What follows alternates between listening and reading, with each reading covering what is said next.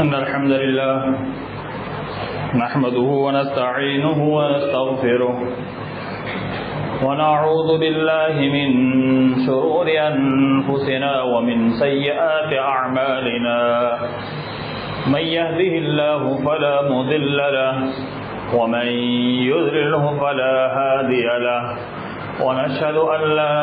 إله إلا الله وحده لا شريك له وأشهد أن محمدًا عبده ورسوله أما بعد فإن خير الحديث كتاب الله وخير الهدي هدي محمد صلى الله عليه وسلم وشر الأمور محدثاتها وكل محدثة بدعة وكل بدعة ضلالة وكل ضلالة في النار. أعوذ بالله من الشيطان الرجيم. إن الذين قالوا ربنا الله ثم استقاموا تتنزل عليهم الملائكة ألا تخافوا ولا تحزنوا وأبشروا بالجنة التي كنتم توعدون نحن أولياؤكم في الحياة الدنيا وفي الآخرة ولكم فيها ما تشتهي أنفسكم ولكم فيها ما تدعون نزلا من غفور رحيم. وقال النبي صلى الله عليه وسلم قل آمنت بالله ثم استقم. رواه البخاري.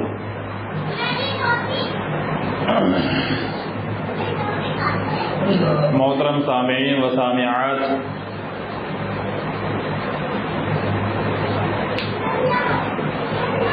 اللہ رب العزت نے ہم مسلمانوں کو ہفتے میں ایک دن عطا کیا، وہ جمعہ کا روز، جمعہ کا دن ہے. جمعہ کا دن اللہ رب العالمین نے مسلمانوں کو وعظ و نصیحت کے لیے ایک اہم موقع دیا. ہفتے میں ایک بار اللہ رب العالمین کا پیغام اور اللہ کے رسول صلی اللہ علیہ وسلم کی احادیث اور دین شریعت کے اہم امور پر اگر گفتگو کی جاتی ہے تو اس سے انسان کے ایمان میں تازگی قریب ایک ہفتے تک رہتی ہے. پھر انسان میں کچھ سستی آنے لگتی ہے تو پھر جمعہ کا دن آ جاتا ہے، اور جمعہ کے دن پھر جب خطاب ہوتا ہے تو پھر سے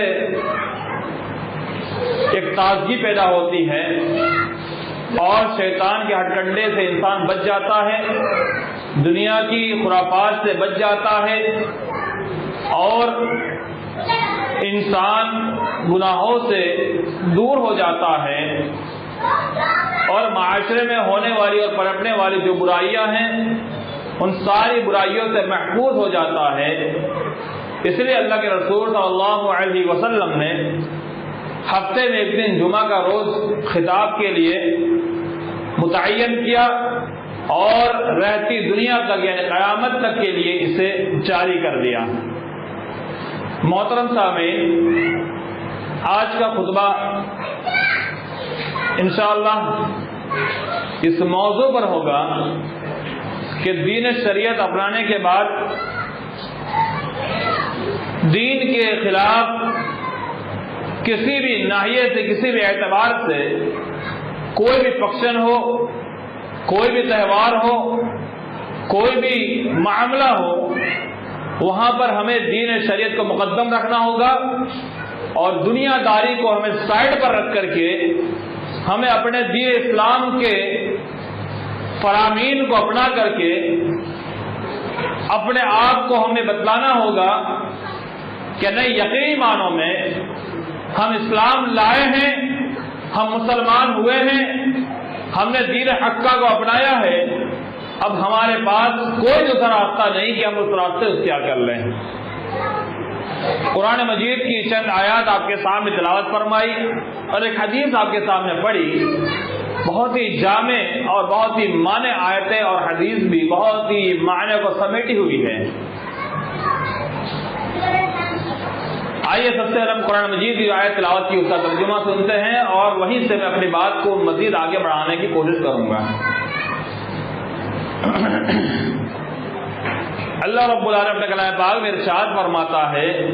ان الذین قالوا ربنا اللہ، یقیناً الذین قالوا، جن لوگوں نے کہا ربنا اللہ، اللہ رب العالمین ہمارا پروردگار ہے، اللہ ہمارا پالنہار ہے، اللہ ہمیں دنیا کے اندر پیدا کرنے والا ہے، اللہ ہی ہمیں رزق دینے والا ہے،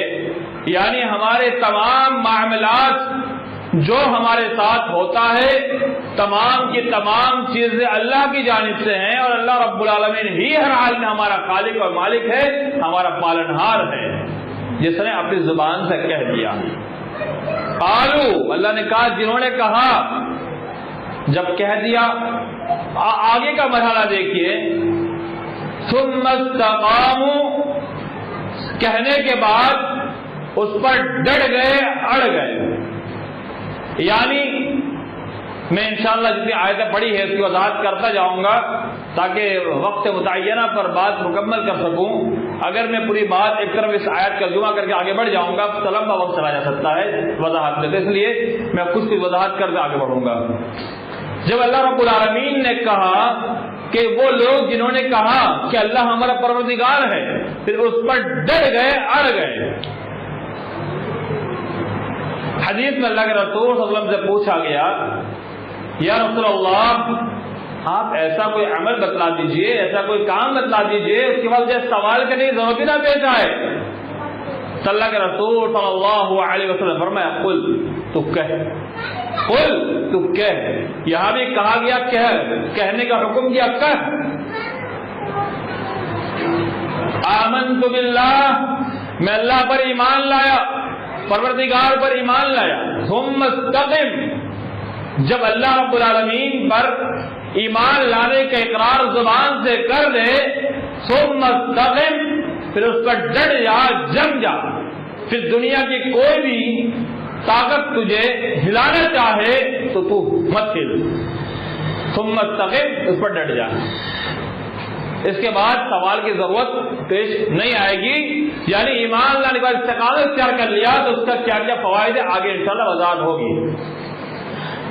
آیت کا ایک جملہ آپ کے سامنے پیش کیا اور حدیث پیش کی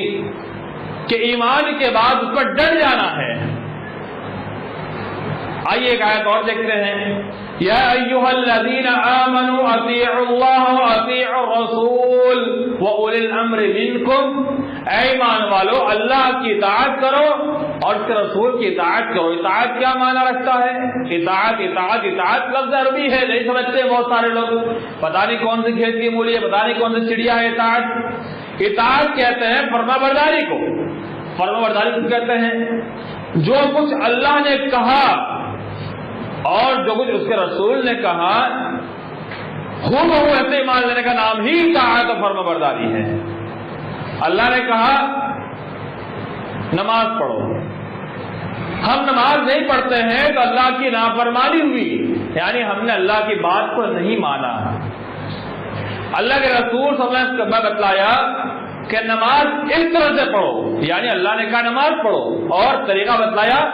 اس کے نبی نے، رسول اللہ صلی اللہ علیہ وسلم نے، نماز ایسے پڑھو، یہ ہے اللہ کے رسول کی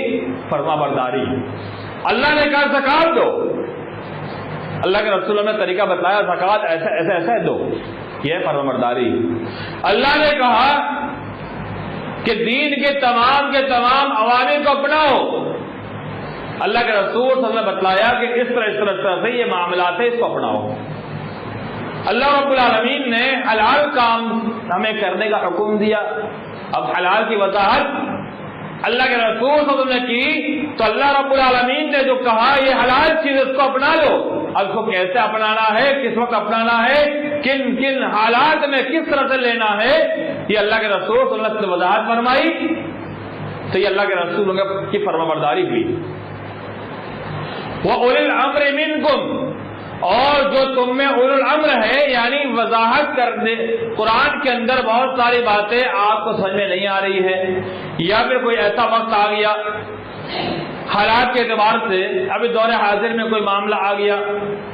اب آپ کے پاس کی وضاحت نہیں ہے، قرآن نہیں بتلا رہا ہے، حدیث میں نہیں مل رہا ہے،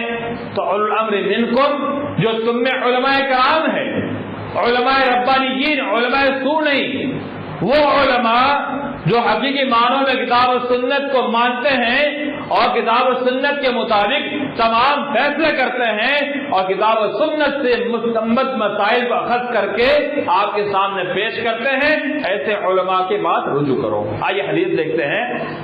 اللہ کے رسول صلی اللہ علیہ وسلم نے حضرت معاذ بن جبل رضی اللہ تعالی عنہ کو بھیجا یمن کی طرف اور کہا، اے معاذ وہاں جا کر کیا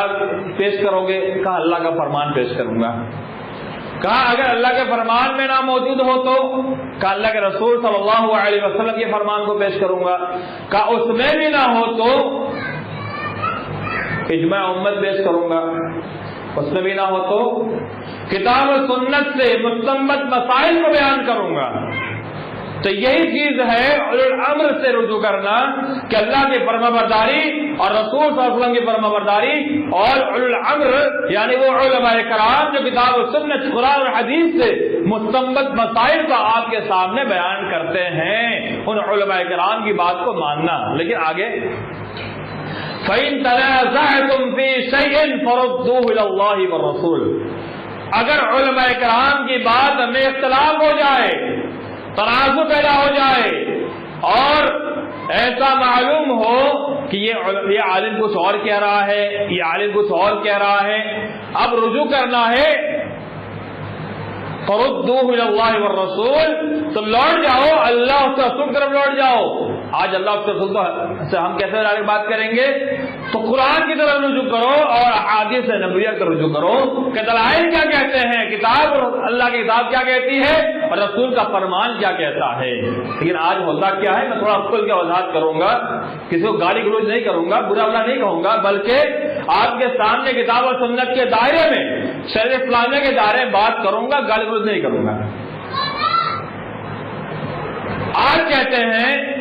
کہ ہمارے امام نے، ہمارے علماء نے، ہمارے عالم نے یہ کہہ دیا خلاص، پھر دنیا بھاگ نہ جائے. نہیں، یہ صحیح نہیں ہے. اللہ نے کیا کہا، اس کے رسول صلی اللہ علیہ وسلم نے کیا کہا، یہ ہمارے لیے اہمیت رکھتا ہے، نہ کہ کسی مولوی کا قول. عالم کا قول، عالم کی بات، عالم کے قول کا مرتبہ درجہ وہیں تک ہے جب کتاب و سنت کے مطابق اس کی بات ہوگی. اگر کتاب و سنت کے مطابق اس کی بات نہیں ہوگی تو وہ لاکھ بات کہہ دے، اس کی بات کو نہیں مانا جائے گا. وہاں پر امام حنیفہ رحمہ اللہ، امام مالک رحمہ اللہ، امام شافعی رحمہ اللہ، امام احمد بن حنبل رحمہ اللہ اور جتنے ائمہ الزام، علماء کرام، فقہاء کرام، محدثین، شارحین، سب کا قول وہاں غالب آئے گا کہ انہوں نے جو قول اپنایا کہ میری بات وہ لو جو کتاب و سنت کے مطابق ہو، اس کے علاوہ اگر کوئی بات ہے یا کتاب و سنت سے ہٹ کر کے اس مدینے والے کی بات سے ہٹ کر کوئی بات اگر آ جائے، دیوال پر مار دینا یا میری جوتی کی نوک پر اچھال دینا.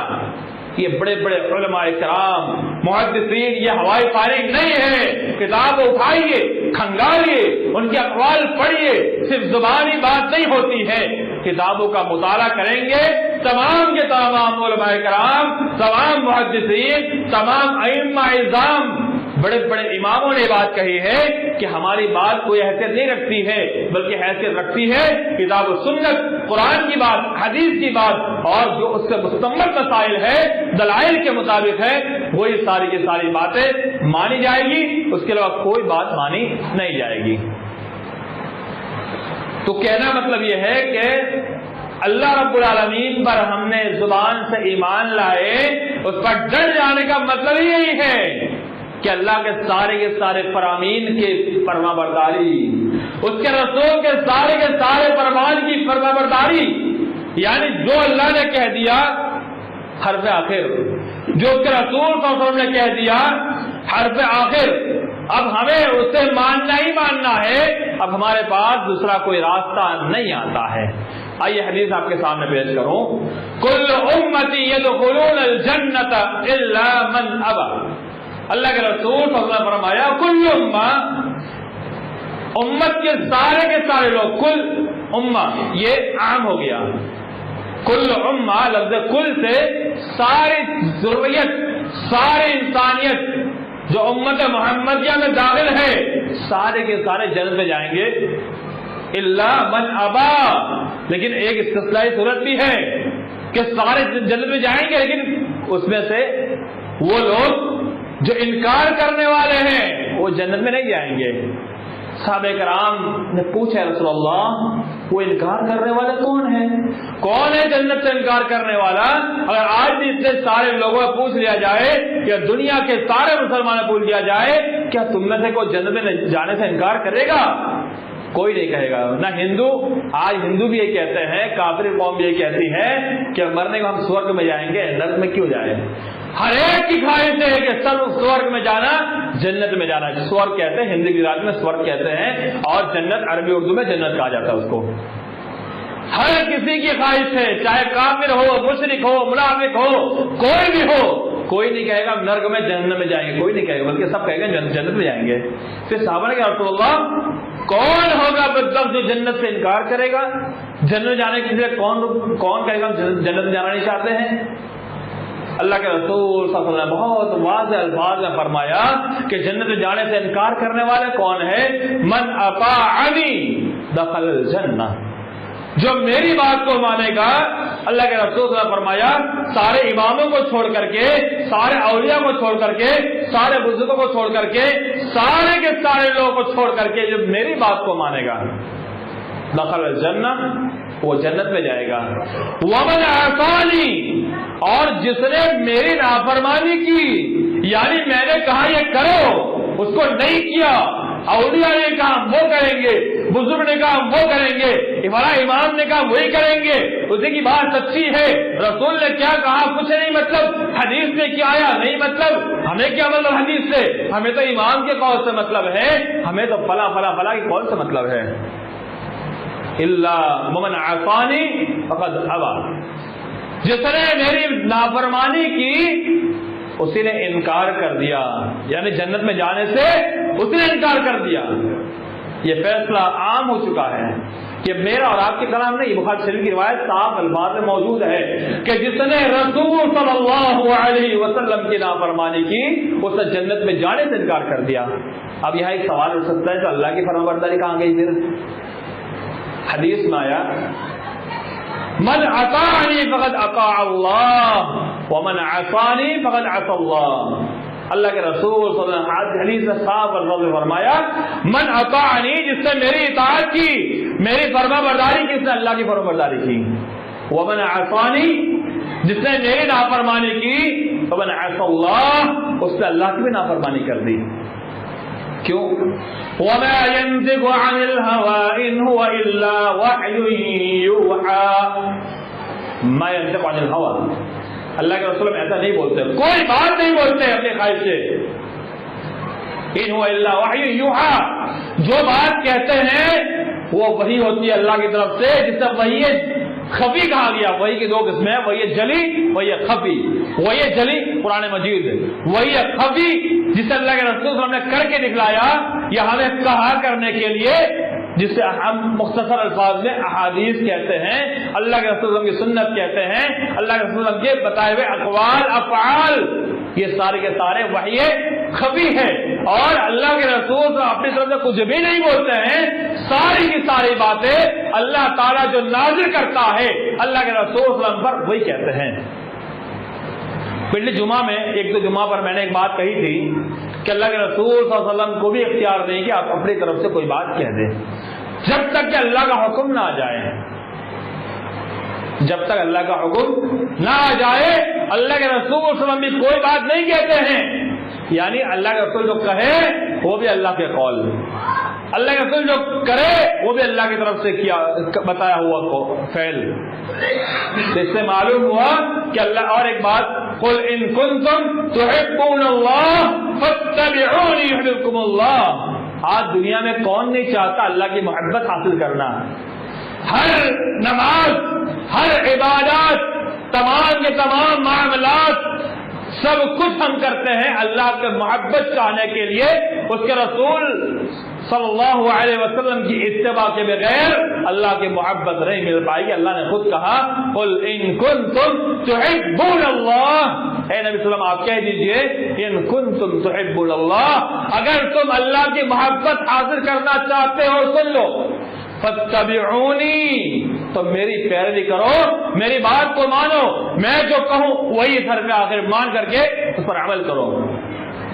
یحببکم اللہ، اللہ تم سے محبت کرے گا، اللہ تم سے راضی ہو جائے گا۔ تو اللہ کی رضامندی، اللہ رب العالمین کی رضامندی اس کے رسول کی اطاعت میں ہے۔ ہمارے استاد جامعہ سرور کے اندر ابھی تو چھوڑ کر کے اور کسی ادارے میں پڑھا رہے ہیں، وہاں استعفیٰ دے کر کے، شیخ عبید اللہ صاحب سلفی حفظہ اللہ، وہ بتا رہے تھے ایک دفعہ ہم لوگ راستے دونوں ساتھ میں جا رہے تھے، میں طالب علم ہوا کرتا تھا، ہم لوگ راستے جا رہے تھے، غیر مسلمین کے بھجن چل رہے تھے اور سانگ وغیرہ چل رہے تھے ان کے حساب سے، تو انہوں نے مجھے ایک بات کہی کہ ان کی جو تگودو ہے، ان کی جو کوشش ہے، یہ جو بجا رہے ہیں، یہ گھنٹا بجا رہے ہیں یا پھر ٹن ٹن کر رہے ہیں یا پھر زبان سے گا رہے ہیں یا پھر کچھ بجا کے کر کے وہ یہ کر رہے ہیں، یہ ساری کی ساری چیزیں اپنے رب کو راضی کرنے کے لیے ہیں، اس کی محبت کو چاہنے کے لیے ہے، اس کی محبت کو حاصل کرنے کے لیے ہے۔ یعنی غیر مسلم ہو یا مسلم ہو، کافر ہو، منافق ہو، مشرک ہو، کوئی بھی ہو، ہر ایک کی منشا ہوتی ہے جو اپنے اپنے اعتبار سے بھجن، پوجا، عبادت کرتے ہیں، وہ چاہتے ہیں اللہ کی محبت اور اس کی رضامندی چاہ لے، لیکن بتایا فاتبعونی، یہاں شرط لگ جاتی ہے کہ اللہ کے رسول صلی اللہ علیہ وسلم کی بتائے ہوئے طریقے کے مطابق اگر نہیں کریں گے اللہ کبھی راضی نہیں ہوگا۔ انہوں نے بات کہی کہ اگر اللہ کے رسول کا طریقہ نہیں ہے، اس کا منہج نہیں ہے، اگر اللہ کے رسول کے طریقے کے خلاف جو بھی عبادت ہوگی، جو کام ہوگا، اللہ اس سے کبھی راضی نہیں ہو سکتا ہے۔ بہت ہی جامع بات ہے، وضاحت ذرا لمبی ہو رہی ہے، تو آپ کے سامنے جو بات کرنے کی کوشش کی کہ اللہ نے جو کہہ دیا، اس کے رسول صلی اللہ علیہ وسلم نے جو کہلوا دیا، ہم نے اپنی زبان سے ادا کیا، قالوا ربنا اللہ، ہم اللہ پر ایمان لائے اور ہم نے اللہ کو اپنا رب مان لیا، تو اس پر ڈٹ گئے۔ یعنی ایک بات وضاحت سے کہنا چاہتا ہوں، ایک آیت پیش کر کے، وَوَصَّيْنَا الْإِنسَانَ بِوَالِدَيْهِ حَمَلَتْهُ أُمُّهُ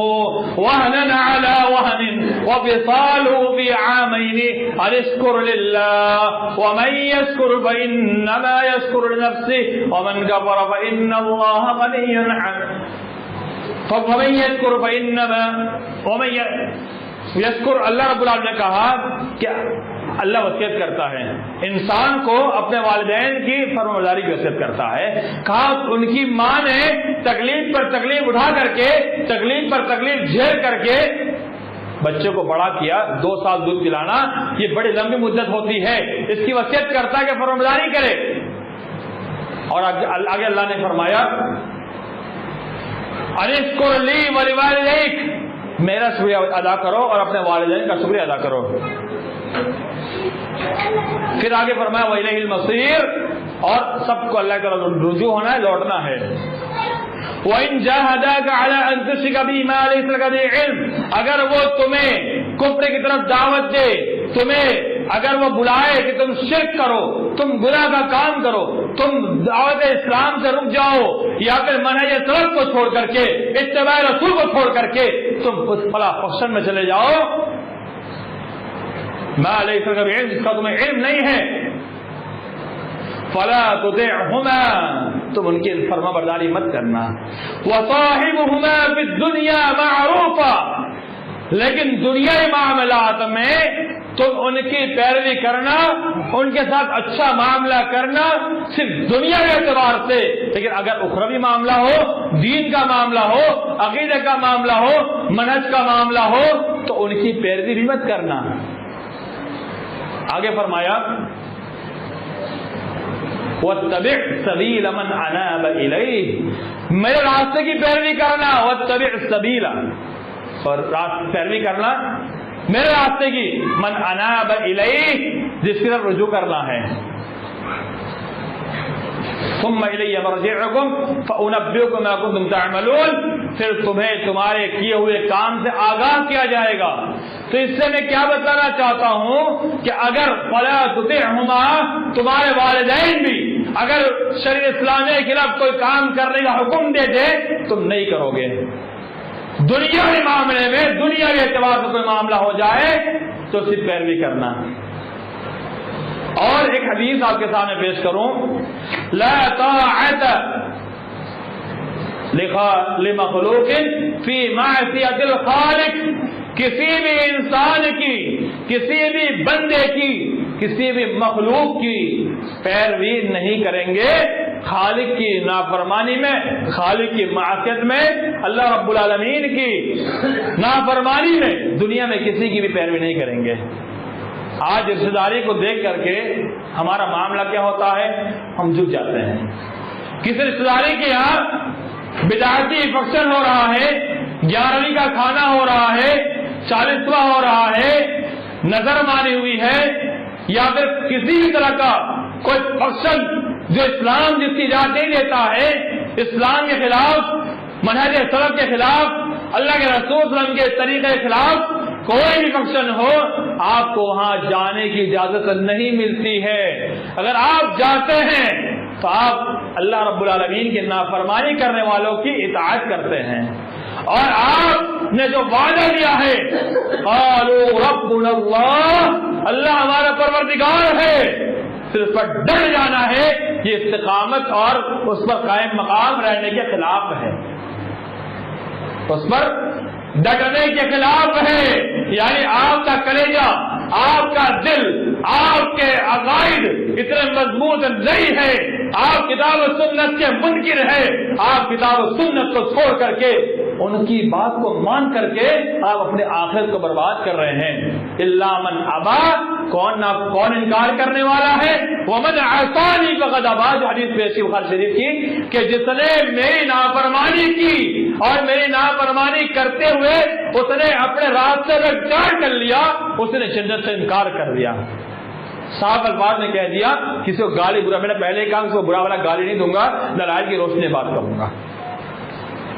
کتاب و سنت کے مطابق کسی بھی فنکشن میں آپ شامل نہیں ہو سکتے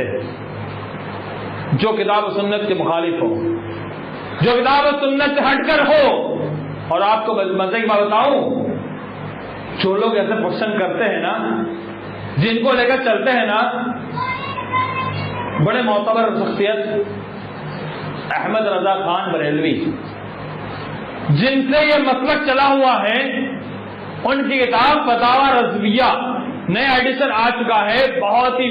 اچھا الفاظ ہے، پہلے کا پرانا ایڈیشن بس دقت تھی پڑھنے کے اندر۔ ہمارے ایک ساتھی جن کا مقالہ انہیں کے اوپر پڑھا ہوا تھا، فتاوی رضویہ کے اوپر پڑھا تھا، پرانا ایڈیشن تھا، میری ہیلپ کے ذریعے الحمدللہ اس نے لکھا مقالہ، بڑی دقت کے ساتھ اس میں تلاشنا، ڈھونڈنا، بہت محنت لگتی تھی، لیکن اس کے کچھ ہی دن بعد ایک نیا ایڈیشن آ گیا جس سے بہت اچھے انداز میں چھپ کر آئی ہے۔ اس کا مطالعہ کریں گے، یہ سارے خرافات کا انکار کرتے ہیں اپنے فتاوی رضویہ کے اندر۔ جاؤ، یہ چیلنج ہے، یہ اوپن چیلنج، اٹھاؤ فتاوی رضویہ، اٹھاؤ ان کی کتاب کو، اس کے جب پائیں گے اس کے منکر ہیں، وہ منع کرتے ہیں، وہ بھی کہتے ہیں جو کتاب و سنت کے خلاف ہے میں اس کا انکار کرتا ہوں اور یہ شریعت میں جائز ہی نہیں ہو سکتا۔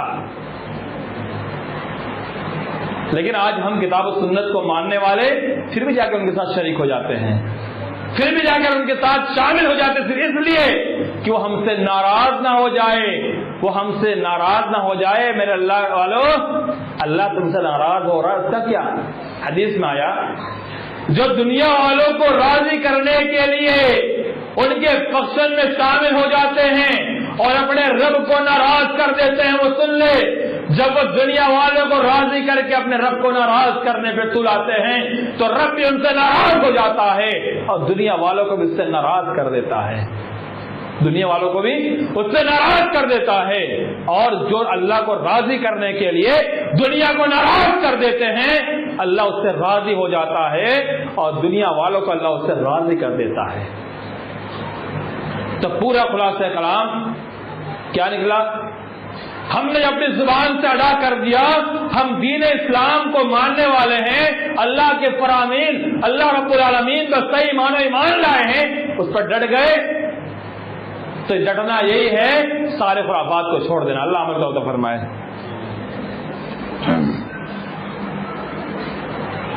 محترم سامعین، آیت کا ترجمہ کر کے بات ختم کرنے کی کوشش کرتا ہوں۔ جو آیت میں نے اسٹارٹنگ میں پڑھی تھی،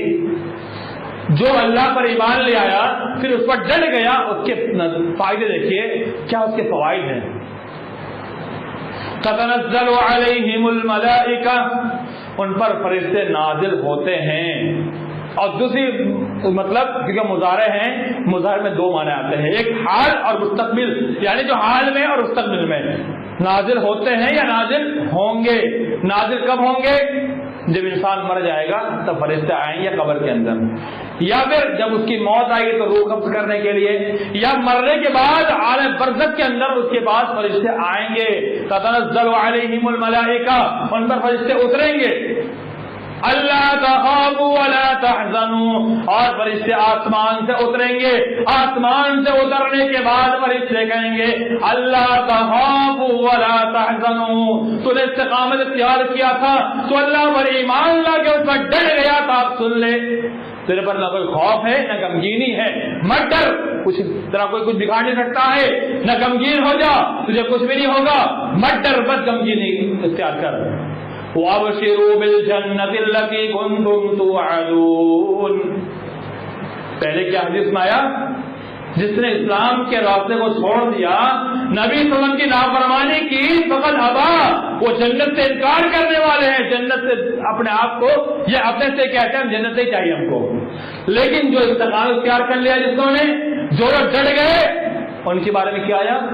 وَأَبْشِرُوا بِالْجَنَّةِ، وہ ان کے لیے جنت کی بشارت دیتے ہیں،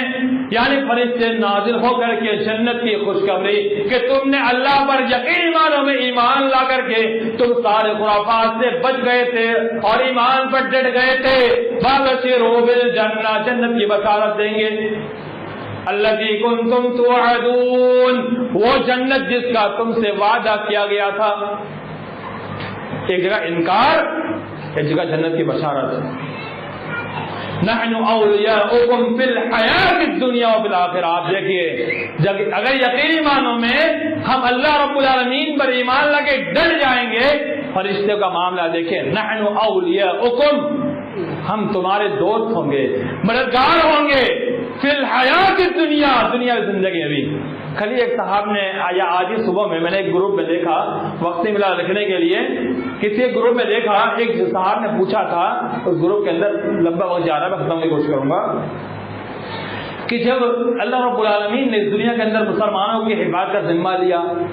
اللہ نے دنیا کے اندر مسلمانوں کے ساتھ خیر کا معاملہ کرنے کا حکم دیا، کہاں اسلام کو مٹے گا ہی نہیں، تو آج مسلمان کو مٹانے کی کوشش کیوں کی جا رہی ہے؟ مسلمان کیوں پریشان ہے؟ آپ کے دماغ میں بات سوال اٹھتا ہوگا نا کہ اعلیٰ پیمانے پر آج مسلمان کے خلاف سازش ہو رہی ہے، مسلمان مارے جا رہے ہیں، مسلمان کو پریشان کیا جا رہا ہے، نہ جانے بہت لمبی تفصیل ہے، انشاءاللہ کبھی اگر موقع ملا تو اسی پر ڈسکس کروں گا، جو آج تھوڑا جواب دے کے میں آگے بڑھتا ہوں، میں انشاءاللہ آگے اسی پر پورے ڈسکس کروں گا اگر موقع ملا تو۔ نحن اولیاؤکم فی الحیات الدنیا وفی الآخرہ، کہ ہم دنیا میں بھی تمہارے مددگار ہوں گے، لیکن کب ہوں گے؟ جب تم نے یقینی معنوں میں اللہ پر ایمان لا کر کے اس پر ڈٹ جاؤ گے، دنیا کی کوئی طاقت تمہیں کچھ نہیں بگاڑ سکتی۔ جاؤ فی الحیات الدنیا، مفسرین نے لکھا نحن اولیاؤکم سے مراد دونوں قول ہے، یا تو فرشتے اس کے مددگار ہوں گے یا اللہ خود اس کا مددگار ہوگا۔ نحن اولیاؤکم فی الحیات الدنیا فی الآخرہ، صرف دنیا میں نہیں بلکہ آخرت میں ہم تمہارے مددگار ہوں گے۔ آج پریشانی ہوتی ہے نا، پتہ نہیں آخرت میں کیا ہوگا، آخرت میں بھی ہمارے مددگار اللہ اور فرشتے ہوں گے، کب؟ جب دنیا میں ایمان سے ایمانوں میں لائیں گے اور اس کا اختیار کریں گے۔ وَلَكُمْ فِيهَا مَا تَشْتَهِي أَنفُسُكُمْ وَلَكُمْ فِيهَا مَا تَدَّعُونَ، اور اس کے اندر تمہارا دل جو چاہے گا، تمہارا دل تشتہی انفسکم، اشتہا چاہت، تمہارا دل جو چاہے گا وہی تمہارے لیے وہاں پہ ہوگا۔ وَلَكُمْ فِيهَا مَا تَدَّعُونَ، جس کی تمہیں دعوت دی گئی تھی، یعنی دنیا میں جنت کے نظارے کیے گئے، یہ ہے یہ نعمتیں ہیں، وہ ساری تمہارے لیے ہیں۔ نزلا من غفور الرحیم، استقامت اختیار کرنے کا سب سے بڑا فائدہ اور ایمان لانے کا، اس پر ڈٹ جانے کا سب سے بڑا فائدہ،